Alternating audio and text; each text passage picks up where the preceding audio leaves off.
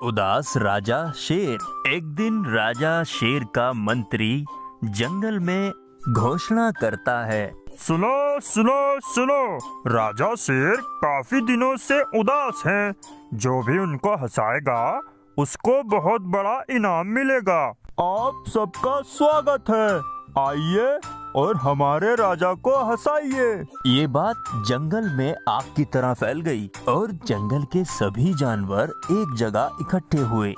जंगल के राजा के पास पहुँचे। सभी जानवर जंगल के राजा को हंसाने का प्रयास करने लगे। सबसे पहले एक हाथी शेर को हंसाने की कोशिश करता है।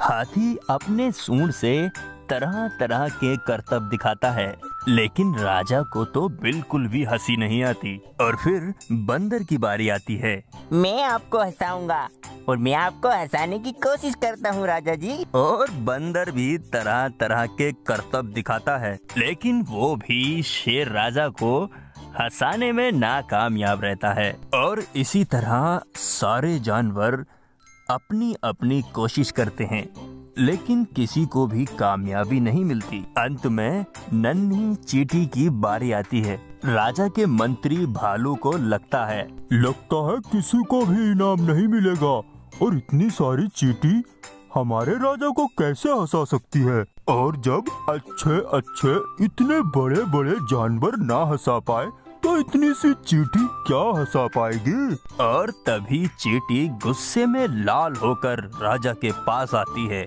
और राजा से कहती है, देखिए राजा जी, मैं आ रही हूँ आपको हंसाने के लिए, आपके पेट में गुदगुदी करने के लिए। फिर तो आपको हंसना ही पड़ेगा ना। अपनी तरफ चींटी को गुस्से में आता देख शेर राजा की हंसी निकल पड़ी।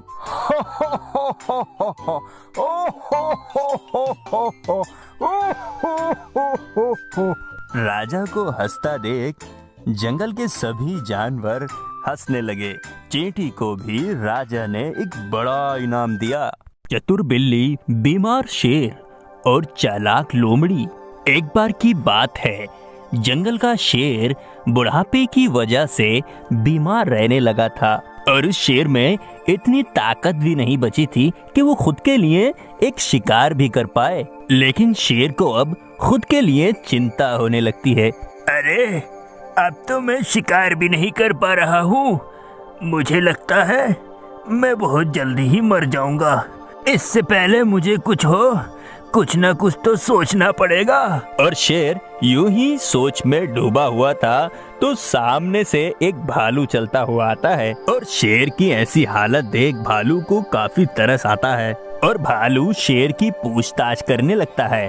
और शेर भालू से कहता है, सुनो भालू, मैं बहुत बीमार हूँ और मुझसे तो चला भी नहीं जा रहा है। और तुम जंगल के सभी जानवरों को मेरा ये संदेशा पहुँचा देना कि अब उनके शेर महाराज कम ही दिनों के मेहमान हैं।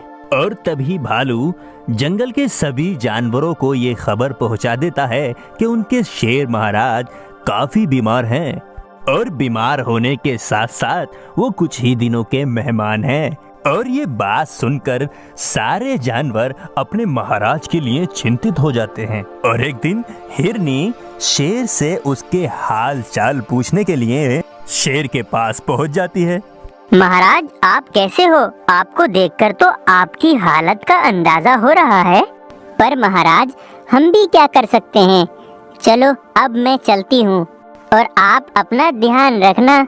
और हिरनी वहाँ से जाने लगती है तो तभी शेर पीछे से हिरनी पर हमला बोल देता है और हिरनी का मांस खाकर कहता है, काफी दिनों बाद अच्छा मांस खाने को मिला। अब तो मैं ऐसे ही बीमार होने का नाटक करूंगा और जो भी कोई मुझसे हाल चाल पता करने आएगा और मैं उसको ऐसे ही खाऊंगा और मैं अपना पेट इसी तरह ही भरता रहूंगा। और ऐसे ही हर रोज कोई ना कोई जानवर शेर से मिलने आया करता था और इसी बहाने वो अपना शिकार कर लिया करता था। आपने सुना ही होगा कि अच्छे दिन आएंगे। यहाँ पर शेर के अच्छे दिन आ गए थे, क्योंकि शेर को बिना कुछ मेहनत किए शेर को शिकार मिल रहा था और शेर को शिकार खाते खाते उसको आदत हो गई थी, तो वो गुफा के बाहर ही नहीं निकलता था। और उधर जंगल के सभी जानवर यही सोचते थे कि शेर बीमार है। और लेकिन जंगल से कुछ जानवर गायब होने की वजह से और कुछ जानवर परेशान हो गए थे। ऐसे ही एक दिन सारे जानवर मिलकर आपस में बातें कर रहे थे। अरे दोस्तों, हिरन, खरगोश, बकरी, एक एक कर सारे जानवर जंगल से गायब हो रहे हैं। पता नहीं क्या हो रहा है ये। और हमारे शेर महाराज भी बीमार हैं।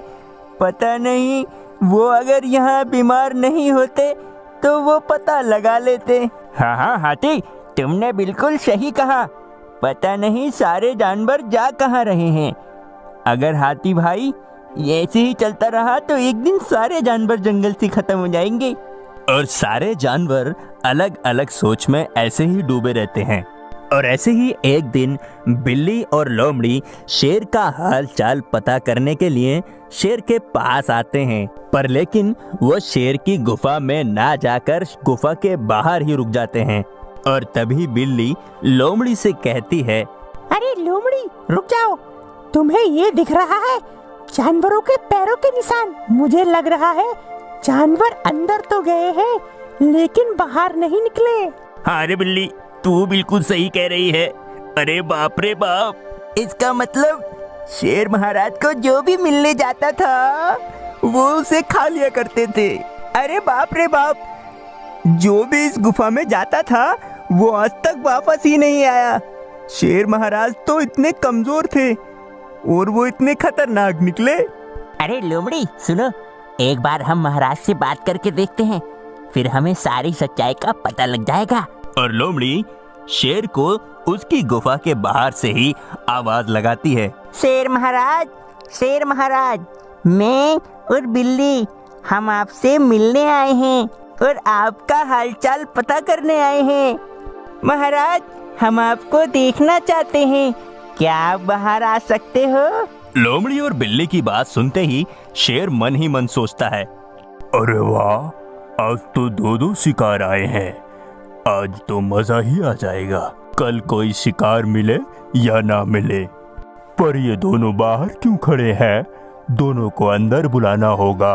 और शेर थोड़ा सोचने के बाद धीमी आवाज से कहता है, अरे बिल्ली और लोमड़ी, मेरी तबीयत बहुत खराब है। मैं तो चल भी नहीं पा रहा हूँ। थोड़ा सा भी हिलने की कोशिश करता हूँ तो चक्कर आने लगते हैं। और तुमसे मिलकर इस बूढ़े शेर को तसल्ली मिल जाएगी।